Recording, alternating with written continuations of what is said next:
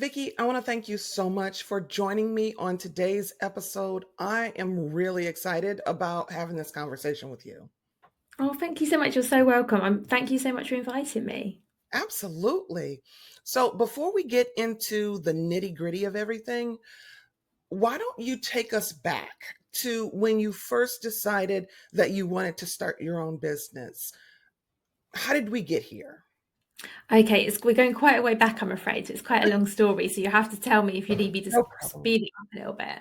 So it was actually, I can't even tell you how many, 13, 12, 13 years ago. I was on maternity leave with my first child. And following him being born, I decided not to go back to my corporate role. And I started doing something else. I was teaching you basically, I was teaching yoga to children. That was something I could do. So I was doing that. Never intended for that to be a long-term thing. It was kind of a stopgap between I don't want to be in the corporate world anymore, but I don't know else I'm going to do. So I did that for a couple of years. I built up a team, got some other teachers on board as well. We were teaching lots of local nurseries and preschools, and that was great. I fell pregnant a second time, and that pregnancy was a little bit more complicated, and I couldn't actually teach because I couldn't do all of that, the bending and the getting up and down. I wasn't in such a good place. So I had to pull back from teaching. So I was managing the business at home. Obviously having with my older child who was a toddler. And I wasn't really feeling like connected with it anymore because I wasn't sort of there. And then my second child was born. And during that sort of intervening time, I'd been listening to lots of podcasts and looking at lots of things on YouTube and like kind of thinking, what next? What do I do now? And I came across the idea of selling my own products because I was looking for something that didn't commit to me being in a certain place at a certain time, working set hours. I was like, I'm going to have two children. One of them's going to be tiny. I need some flexibility. From there, I decided to launch my own brand of baby products because I just had my second child and I was finding that all of the lovely things that I'd saved for her to use second time round just weren't suitable for like a second use. And I was thinking, this wasn't cheap and I can't use it a second time. What's going on? So I launched my own range of like really good quality baby products, like such high quality. The idea was that they could be used again and again and again. You could use them with all your children, you could pass them on to other people's children, and they would just get loads of use out of them. Because I think as parents, that's what we need. We don't want to be buying something and using it for such a short time because they grow so quick, and then it not being in a good enough condition to wash, put away, and use again or pass on. So that was the idea. So I launched my products, I had my own website, and I then decided to sell them on Amazon. So we get into the relevant bit, I promise. And when I put my products onto Amazon, I did really well. For some reason, I guess maybe because I spent quite a lot of time, I say for some reason, I spent a lot of time learning about Amazon and trying to figure out how to get it right and how to do it well. And I did it really well to the point where Amazon was practically my whole business. Yes, I had a website, I had social media channels, I had other ways of making sales. I'd go out and do markets, but actually, the majority of the sales I was taking were coming through Amazon. And as I grew the business and introduced new products, I put them on Amazon as well. And if anything, sales just went up. Sales just went up. It seemed like the more products I had, the more visibility I was getting as a brand, and the more people were buying. It was great. I then started getting people ask me, okay, how are you doing this? Well, I'd like to be on Amazon as well. Can you give me some help? And I was helping lots of people just for the price of a coffee or not even that sometimes.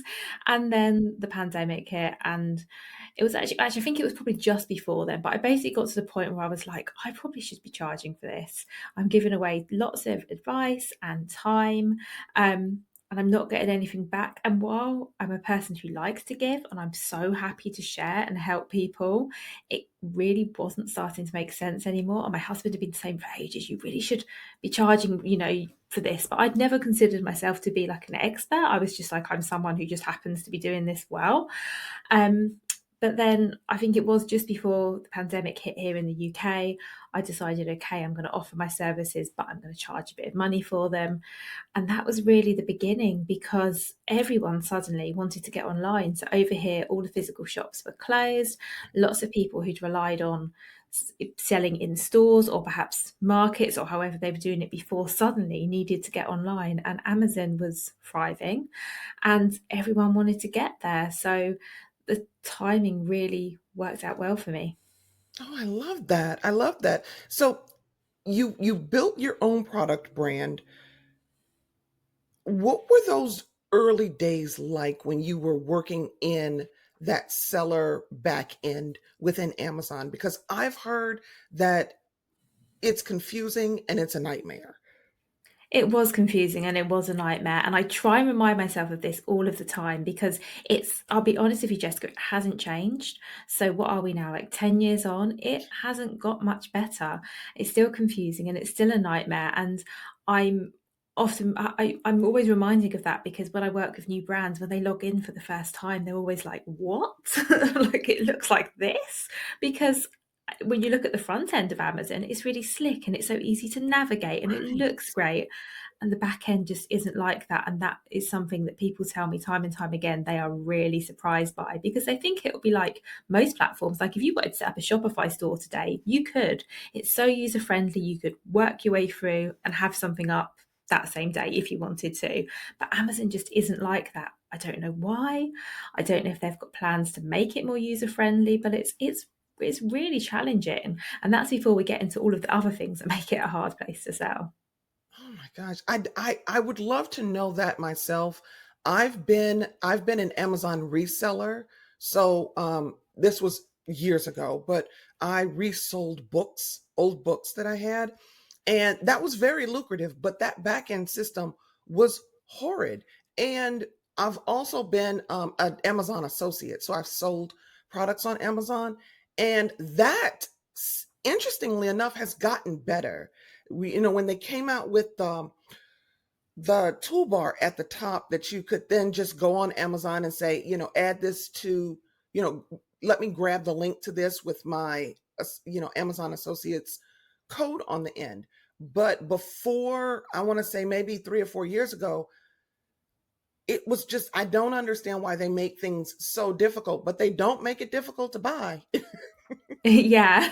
And actually, if they made it easier to sell, they'd probably find they'd have more people wanting to sell on there because I know people who've given up because they just can't get their heads around it because it's not intuitive and not everyone has the time or the resources to either dedicate to learning it themselves or paying for help or whatever it might be. So that's a really legitimate barrier to entry for some people and some businesses. Yeah. So we've touched on it just a bit that you assist folks with getting themselves on Amazon. But for someone that's never worked with you, how would you describe the service you provide? So I offer I would say it's like a full done for you service. So if someone came to me and said they wanted to start selling on Amazon, I would say, great, I'll do it for you. Mhm. Because I'm aware, as we said, that it's tricky and it's complicated. And I want to make it as easy for people as possible. And when I say I do it for them, by the way, people who work with me can be involved as much or as little as they want. Some people literally want to hand it over and go, off you go, while others want to know what I'm doing, why I'm doing it like that, knowing that in time they want to be able to do that for themselves. Maybe the ultimate goal might be that actually they want to be able to manage it at some point. And I'm comfortable with wherever someone is, but I will get their product or products set up on Amazon and I'll get them off to a really, really good start because on Amazon that's so important.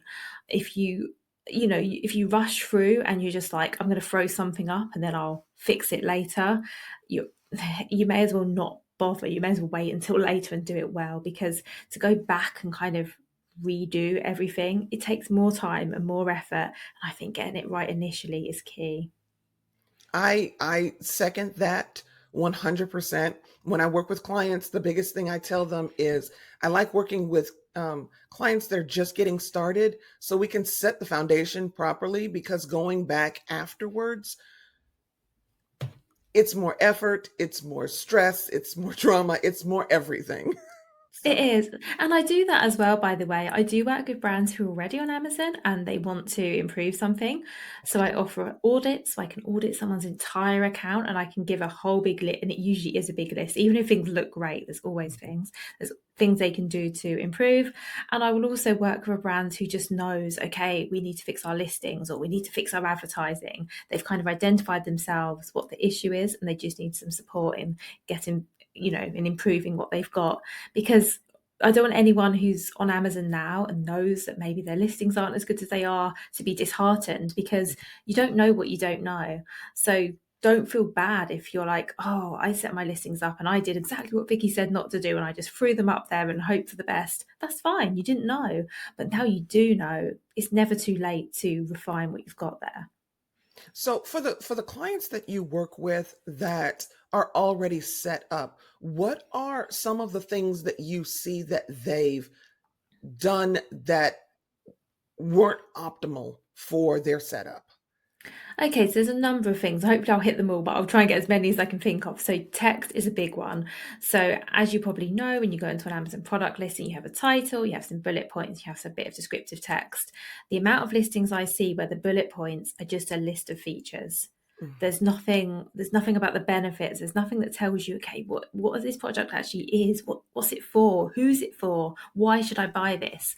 And I always say to clients, it's fine on your Amazon listing to tell people, why they want to buy your product. And I don't mean you say, please buy this product. I mean, give an example. When I was selling my products, one of the products I sold was a baby towel, and at the time it was the biggest, thickest and softest towel on Amazon at the time. I knew this. I did a lot of research, so I would tell people that it was really big and really thick and really soft.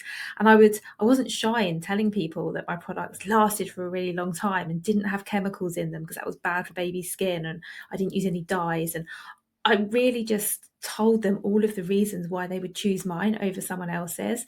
And I see a lot of listings where they don't do that. They'll list out, the dimensions or the features or the ingredients, but it's not really compelling. And on Amazon, of course, it's very different from your own website, where I still would say don't do that, but you can do that to a lesser extent, because they're not just looking at your product, presumably. They're searching, they're looking at tons of products that come up in the search results. I'll come back to that in a moment. They're having a look at yours, and if it doesn't compel them to buy, they're just going to go and look at someone else's. And remember your competitors advertising on your listings as well, because every Amazon listing now is so busy, isn't it? There's all these other products that you could buy rather than the one you're on. So you need to put some effort into making people want to buy yours. So that's one thing. Another thing is the images. So your main image has to be really good, because as I've said, in search results, you see a title and an image.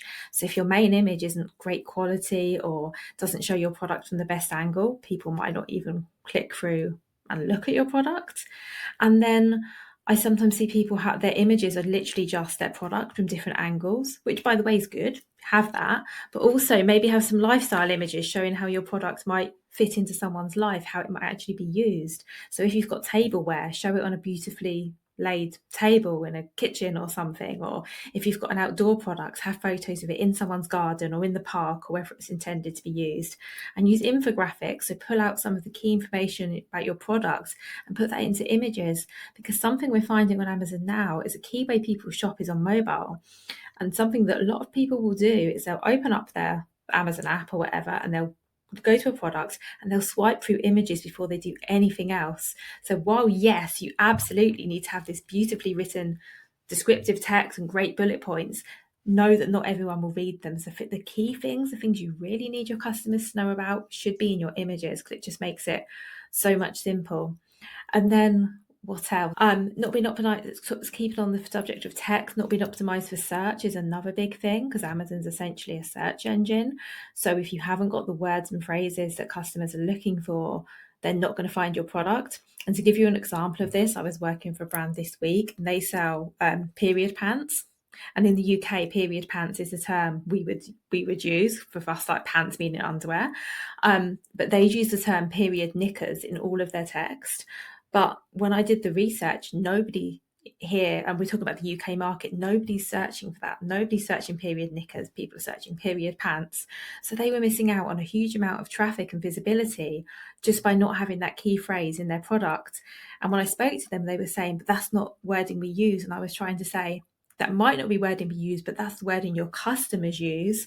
And if your customers or potential customers can't find your product, they can't buy your product. Mm-hmm. Do you see what I mean? Because sometimes I have conversations with people, they say, well, we don't use that language. And I'm like, well, you don't have to use that language anywhere else. But when it comes to Amazon and it comes to people finding your product, you kind of do, because otherwise people won't find you. And as I keep coming back to, it's a big marketplace and there are lots of products, and if you're not doing something, you can guarantee at least one of your competitors is, Exactly.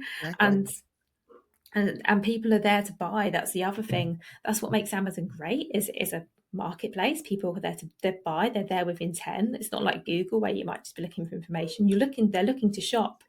But what that also means is that if they don't buy from you, they're probably going to buy from someone else. So Yeah.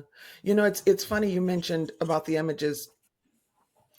I don't know the last time I looked at the description.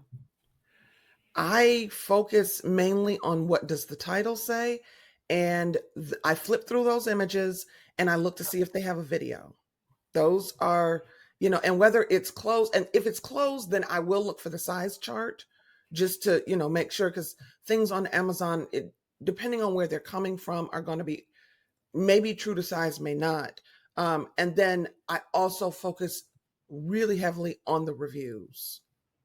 So, yes. but yeah, I don't look at the description. I wouldn't even be able to tell you, is the description right under the title? Well, now on most devices, you actually have to click more information for the bullet points to appear. Um, And you're right, lots of people won't look at them. However, if anyone's listening to this thinking, I won't bother with bullets because no one looks, you still need them. One, because there will be those people, there are always those customers who want to read every single word before they make a decision. They also count towards your SEO, so why wouldn't you use all of the available space? And also, it could be that your customer's just got one question that's stopping them purchasing. So I was buying something recently, for example, and I couldn't work out what kind of plug it was. Like, the bit that plugs actually into the wall. I couldn't work out, is it a USB or is it something else? And it wasn't anywhere in the text. So I just didn't buy. I went and bought something else. So having all of that information in your bullet points is really helpful, because it might be that your customer's just got one tiny question that you could answer. And that's the difference from buying from you or buying from someone else. So yes, while I think most people, myself included, don't look at the text unless we need to. If we Mhm. need to, the information we need has to be there. Right. Absolutely. Absolutely. So as people are listening to this and they're thinking, "Oh my goodness, this is something I would love to do with my product." What's the one thing they need to do to get started? Cuz I wouldn't even know where to begin. Okay, I think there's two things I would say that to start with.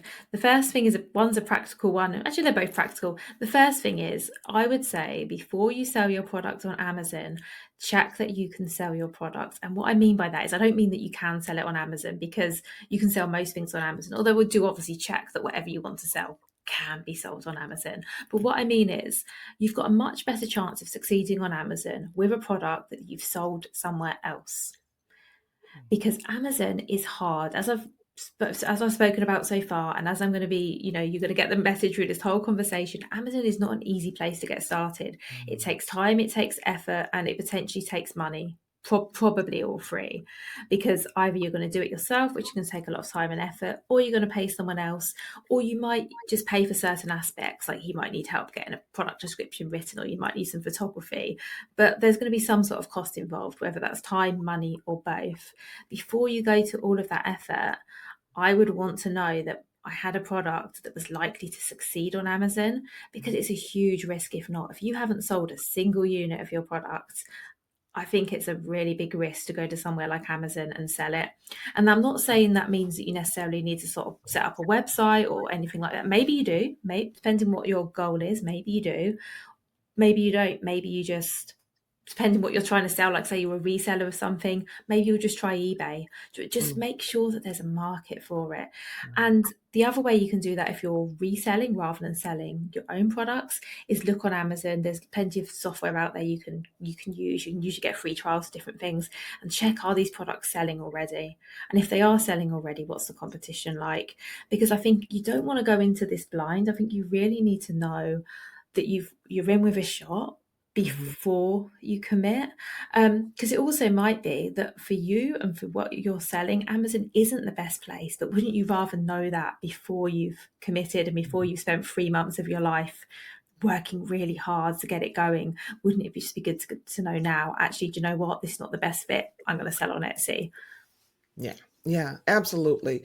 You mentioned photography. How do you feel about using AI for your descriptions, your titles, and potentially your product images? I'll take them separately if that's okay. Hmm. So images, first of all, um, I don't. I'm struggling a little bit more with images. I'm gonna be so honest with you, Jessica, because I don't know if I've seen any AI images. I probably have, and I just don't know that I have, which probably means they're pretty good. I definitely think you can use AI for things like infographics, like I spoke about before. Like if you want a nice graphic highlighting certain features or with some text on it, by all means use AI. I think the problem with using AI for your product images, it depends what you're using it for. If you're using AI to enhance the image, so you've taken a shot and you're like, this is a bit blurry or there's something not quite right and I don't know how to fix it, by all means use AI.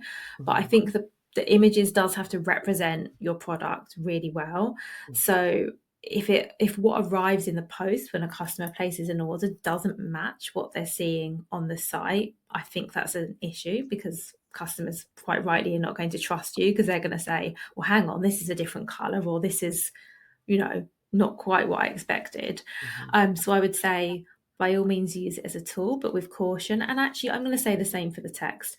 Using AI to help with your product listing is not necessarily a bad idea. And I think AI is a really good way to get started, because when you're writing anything, I don't know about you, but sometimes I might even be writing an email and I'm like, I know what I want to say, but I can't think of the words.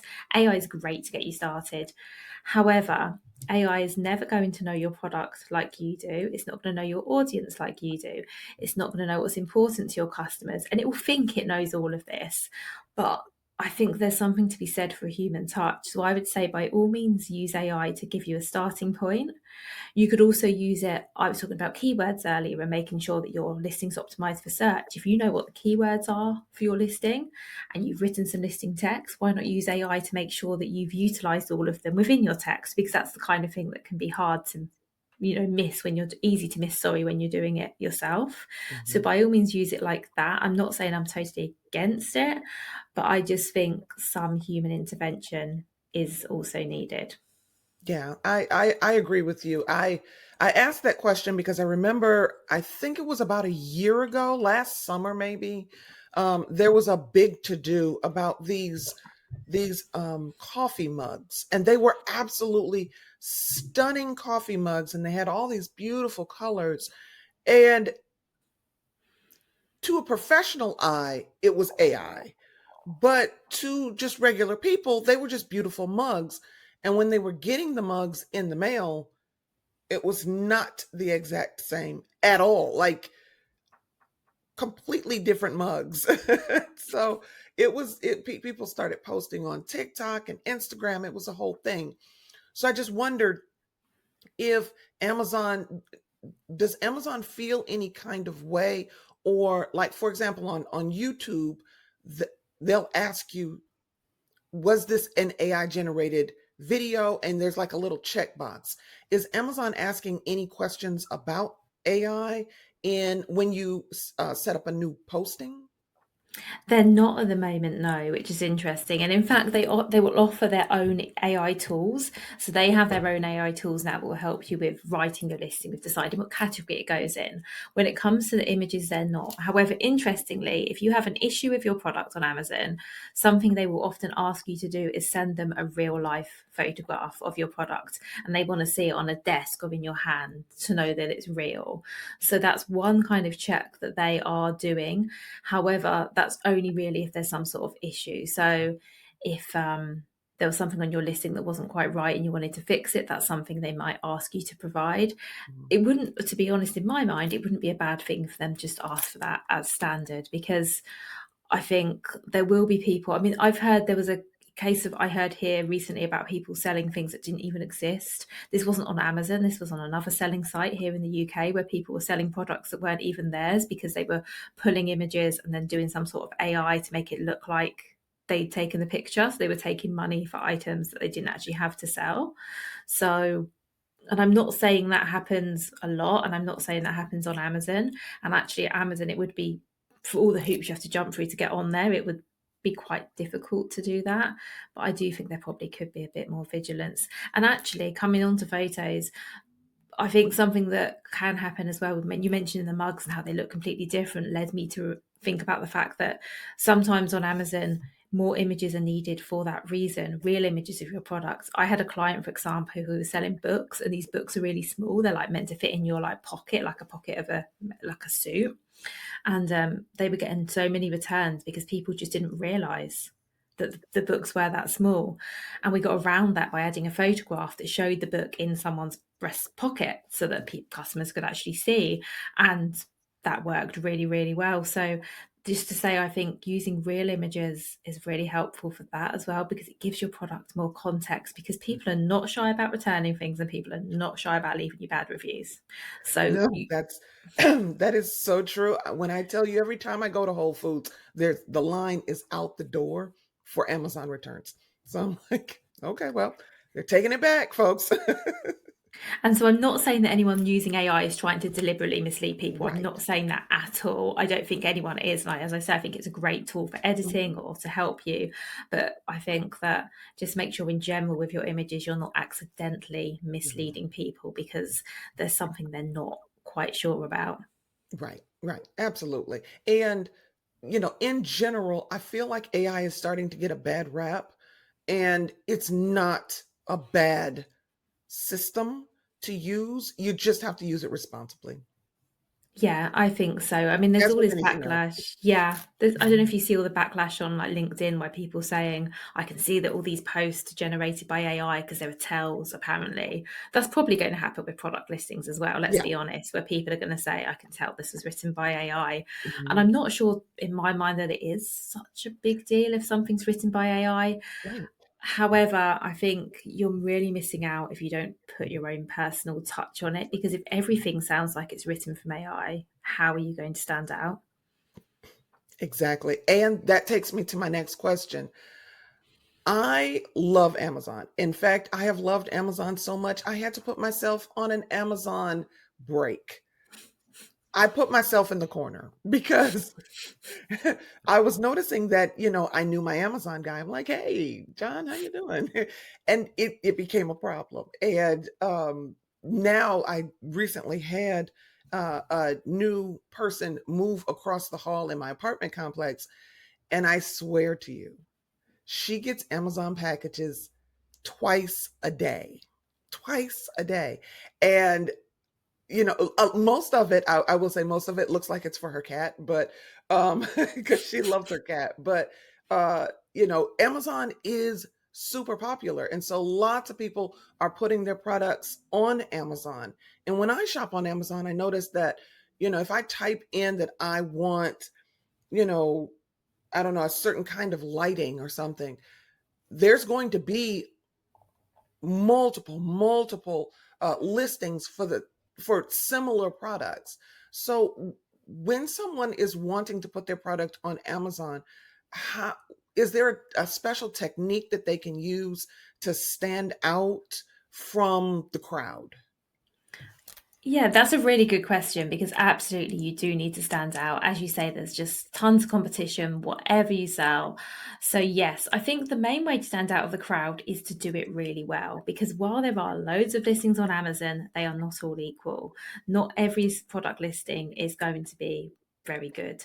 So, what I would say is make sure that your listing is really well written. Make sure you've written for SEO and for the customer, which is a hard balance, which, by the way, is something I think AI cannot do. I don't think it can write for both, whereas I Mhm. think a real life person can. Make sure that you are being really clear, as I said earlier, about why your product is better than the others. Make sure your images are great. Make sure when you're writing your title, here's a good tip actually, when you're writing your product title, make sure the most important information for the customer is up front of the title, but it gets cut off in search. So if there's something that's really special about your product, maybe it's sustainable, maybe it's whatever it is, don't put that right at the end. Don't make that the last word. Customers won't see that unless they click. So if there's something that's like your USP, something that makes your product different, get that up front. Other things I would say is use all of the features. So you can register your brand on Amazon. It's called Amazon Brand Registry. It's completely free. Do this because you get extra features. You can put extra content on your listing. You can add videos to your listing. You can add Q&As to your listing. all of this is really, really useful because not everyone's doing it. And I think now to stand out on Amazon, you have to do it all. And it might sound like a lot, but I promise it's not as daunting as it sounds. It's kind of, I think it's the minimum now. I don't think it's the going a step ahead. I honestly think the minimum now is to do it all and to do it well. And then I would also say, just the other thing about standing out, and we haven't talked about this yet, but I probably should bring it up, is you're going to have to put some work in as well. So you can have a really great product listing and you can use all of the features and you can have all of this extra content and the videos, but unless you put some work in to help people find your listing, they're still not going to find your listing because of the competition that you mentioned. And because if there's someone else selling the same light or whatever it is than you, and they've been selling it for a while and they've been making sales and they've got reviews, they're going to get shown higher than you in search because they've been proven to make Amazon money. Amazon likes to make money and they're going to reward people who make them money. So you are going to have to do something to drive traffic. A good way to do that is advertising. So Amazon advertising, I think, is actually very good that they're on platform advertising because it's on the platform. It will help you come up at the front of page one. I think that's really useful. You can also run ads from off Amazon onto Amazon. So I have clients, for example, who are running meta ads that are doing really well. And maybe when they launch on Amazon, they just divert those ads to Amazon for a short space of time just to give them a boost in sales. You also don't have to spend money. Like, while I say advertising is good, it might not be for everyone. You might not have the budget, but there are other things you can do. You can tell people on social media on Amazon now. You can use your email list, your social media channels. You can tell your friends and family. You can set up a discount code. There's lots of things you can do that don't necessarily cost you money. But what you can't afford to do is put all this effort into getting set up on Amazon and then sit back and wait for the sales because they're not going to come. And that sounds really harsh and I hate to say it, but I feel like I have to say it because, like I said at the beginning, I don't want someone to go through all of this time and effort and then stop at this crucial moment and wonder why they're not making sales. So getting set up well is the first bit, but the second piece is getting the sales in. And the two go hand in hand because I think you need a really good product listing before you start driving sales, is my opinion. I think if your product listing isn't as good as it could be and you don't have the great images and the text and the videos, it's a waste of money paying money to get traffic there. You might as well get your listing right first and then pay for more people to see it, because unless it's engaging, unless it's converting well, driving more traffic isn't going to do a great deal. Gotcha. When you talk about ads, on average, how much are people spending on ads? Because I know that in the paid search world, in the marketing paid search world, you know, Instagram and Facebook ads are less expensive than LinkedIn ads, for example. But, people tell you that you can have an Instagram ad at $150, budget per week. Whereas over on LinkedIn, it's probably going to be around 500 to 1,000 a week. Is there an average on Amazon that people are spending? The honest answer is no. So I work with a lot of clients, some in the UK and some in the US as well. So we just talk about the US. I have clients who spend $10 a day in the US because that's what they can afford. And yes, it probably means that their ads are going to turn off earlier because they're going to run out of budget, but that's what they can afford. And that, I will say, is better than nothing. I also have clients, and once again, we'll talk about the US, who are spending $80 a day, or at least budgeting $80 a day. You might not spend that necessarily every day. And I have lots of clients in between. I would say ideally, if you can put, say, because Amazon does their budgets on a daily basis rather than a monthly. If you can spend, say, $20 a day, I think that's a really healthy amount because that gives you something to work with. You can try multiple campaigns with that. But I think if you've got less than $10 a day, you're going to find it hard to get anywhere. As I say, if you could only spend $10 a day, that's great. I don't want to say to anyone you have to be spending $50 a day because that's not always going to be feasible. But if you can't afford 10, I would say think of other ways you can start to drive your sales. And then once the sales start coming, you can reinvest some of that in ads. And I will also say not to scare people, I'm not also talking about running ads forever and ever and ever. I think you can start running ads. You could maybe do it for your first couple of weeks, your first couple of months, and you'll probably get to a point where you can switch them off. Or, as some of my clients find, they keep their ads on, but actually their organic sales are making way more than they're spending in ads. So actually, the ads are just giving them a bit of a boost. Okay. And one more question about ads. Is it charged on a per click basis or based on impressions? It's per click, Okay. which is good in terms of, obviously, if you don't get the click, you don't spend anything. But that's why I was saying earlier about making sure your listing's really good, because what you don't want to do is have a great main image and title, and your ad comes up and someone goes, "This looks great." They click through, and then your listing's not fully optimized and they just move away. That's why I think it's so important that your listing's really, really good before you spend money getting people there. Awesome. Awesome. Now, you mentioned that you're in the UK, Yeah. but you work with clients both in the UK and in the US. And I would be amiss if I didn't discuss the elephant in the room here in the US, because we are over here drowning ourselves in our sorrows and our tears over these tariffs. We are struggling because they are very expensive, and we are noticing that American citizens are having to pay these tariffs when your product, if you purchase a product overseas, when it gets to the ports here, then we get an email that says, hey, your product is at the port. You have to pay this amount to have it released, which, okay. Have you seen that be an issue in sales for either your non-US clients or your US clients? So for my US clients, my biggest client in the US actually has their products manufactured in the US, which makes things a lot easier. Yeah. Um, a lot of my other clients who are based elsewhere, so I have clients based in the UK and various countries that are selling in the Mhm. US. Um, some of them, I think, I don't know if they're seeing the impact yet, but I think it's coming for everyone. Others are not are going to be pulling out of the market. If I'm being really honest with Yeah. you, there are UK brands who are just Mhm. like, we can't do this anymore because we're having to pay a lot. You know, they're paying tariffs to have their products sent over. Mhm. So the thing with Amazon that's slightly different is you would send your products to an Amazon fulfillment center Okay. to be fulfilled, but then of course you are paying for your products to enter the country, and depending what your products are and how much you're paying and where your products come from, Mhm. where your product's manufactured, it can be a lot of money. I That makes me sad because that is a major hit, being that most of Amazon, at least from a buying standpoint, feels like small businesses or medium-sized businesses. So to have to either absorb that or pass that on to the customer, that really sucks. And I hope that it can kind of get fixed so that we can go back to, because I don't, it is very expensive to produce things here in the US. Very expensive. In addition to the fact that you can produce it here, but it doesn't mean that all of your raw materials are still going to come from here.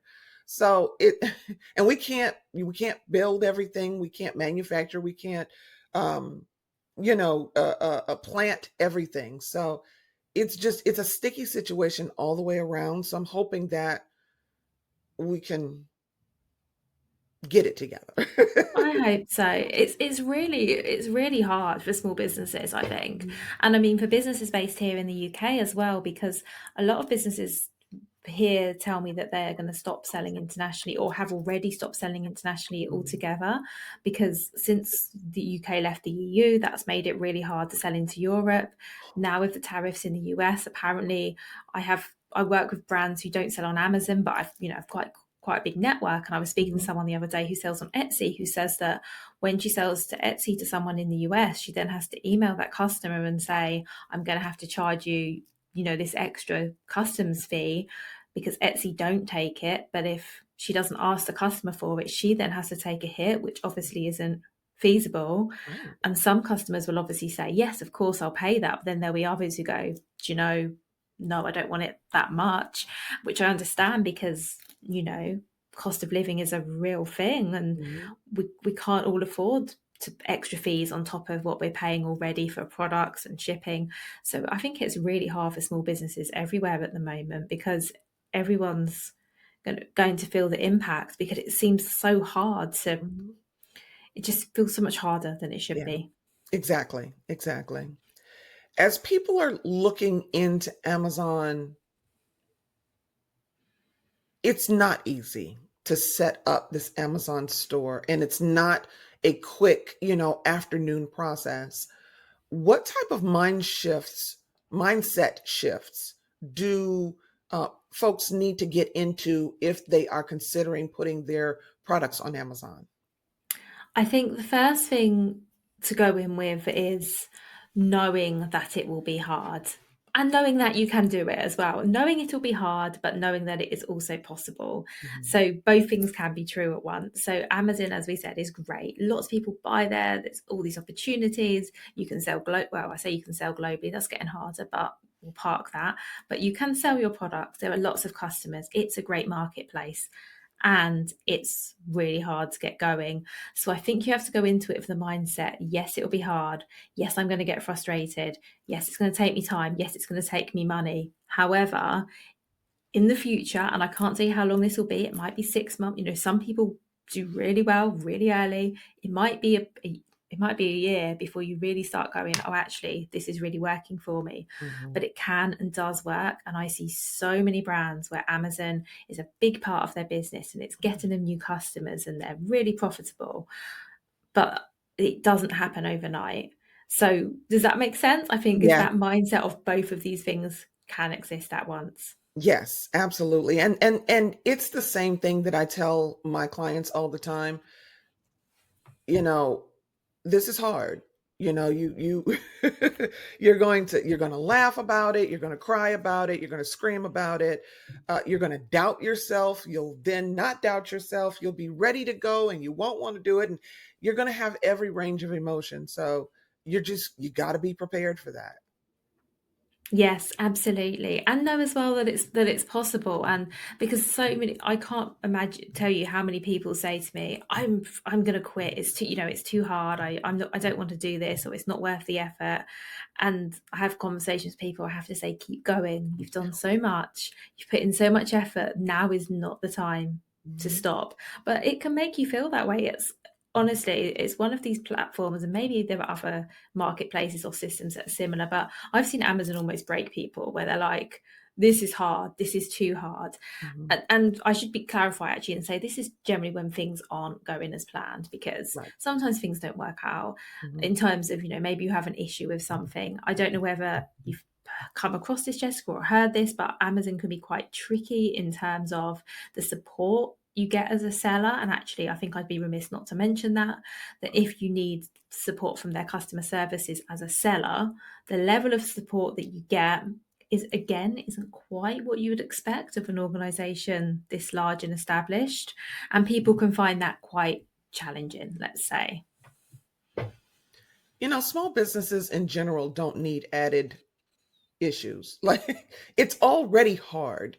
We don't Yeah. need you to add extra stuff. No, absolutely not.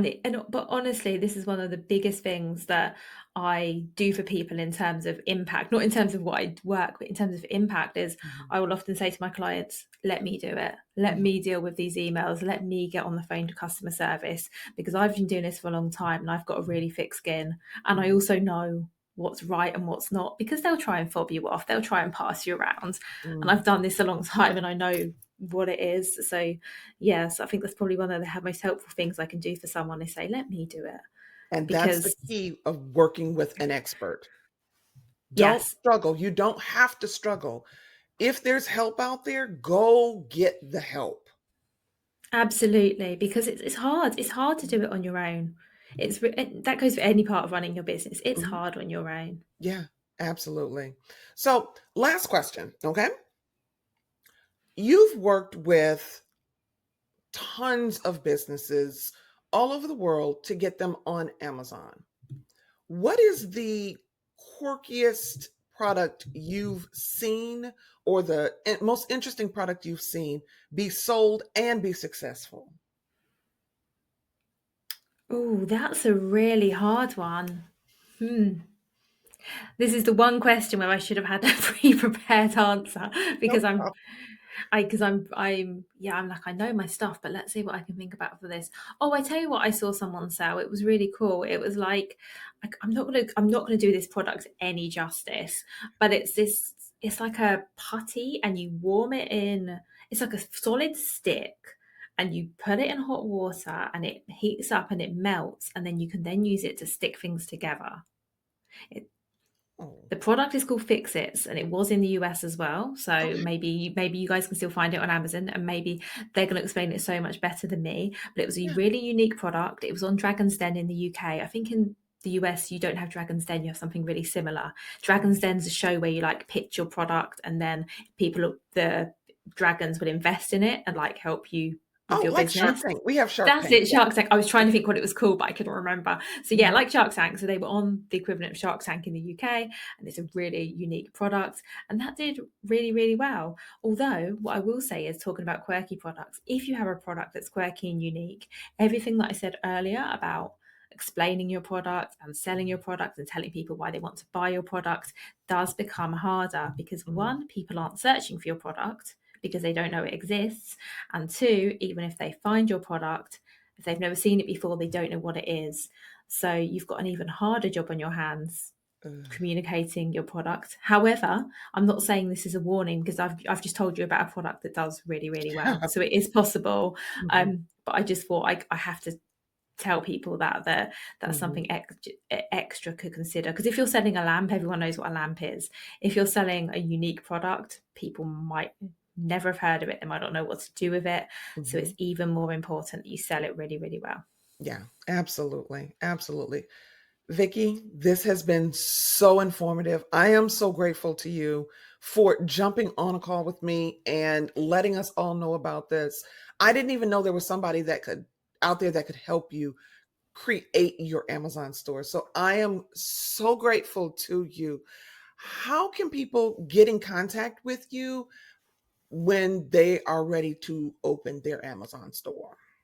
So the best place that you can find me is my website, which is vickyweinberg.com. And I hope you don't mind putting a link to that in the show notes, I because absolutely people will. will not know how to spell my name, which is absolutely fine, because I spell my name with an I, not a Y, and I have a Dutch surname. So people won't know how to find me. So vickyweinberg.com. And I'm also Vicky Weinberg UK on Instagram. I'm also on LinkedIn. So I'd love for people to come and connect with me anywhere you are. Perfect. I will put all of that information in the show notes for folks.